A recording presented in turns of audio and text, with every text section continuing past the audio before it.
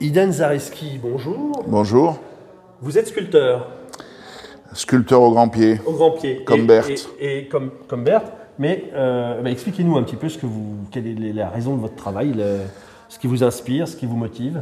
Alors, c'est un défaut de fabrication, en fait, ces grands pieds.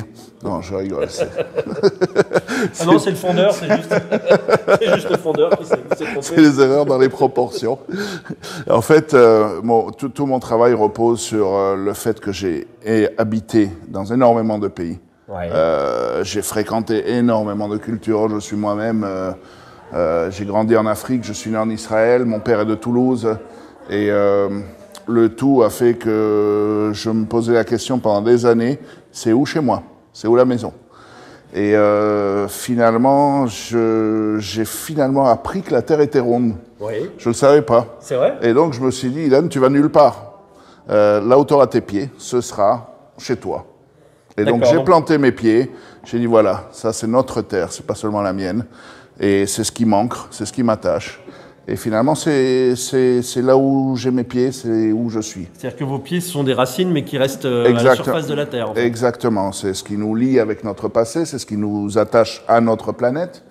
Et c'est un petit peu ça, la démarche des grands pieds. C'est pour réaliser aussi qu'à travers toutes nos différences, on n'est qu'un seul monde et c'est notre seul vaisseau. Donc, vous êtes un habitué des expositions au Portugal ?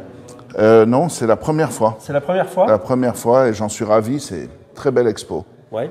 Oui. Et vous connaissiez Cascais? Vous connaissiez la région? Je connaissais Cascais, je connais la région parce que j'ai des collectionneurs qui sont dans la région. D'accord. Que j'ai rencontrés plusieurs fois, mais c'est une merveille, très beau pays, très beau endroit. Bonjour aux Français de Cascais. Quel est votre futur après cette exposition? Qu'est-ce qui se passe dans votre vie?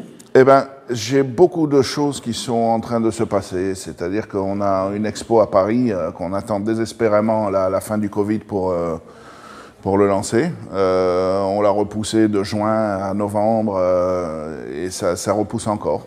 J'ai un très gros événement qui se prépare sur Taïwan. Ouais. Et quelque chose d'autre en Irlande au niveau de très grandes sculptures. Donc il y a beaucoup qui se passe. Sans parler des États-Unis et de l'Amérique latine aussi qui est en train de remonter très fort. Eh bien merci en tout cas Iden Zariski de nous avoir consacré un peu de temps et de nous avoir fait voyager un petit peu dans votre imaginaire et dans vos sources d'inspiration. Merci à vous. Au revoir. La French Radio. Portugal.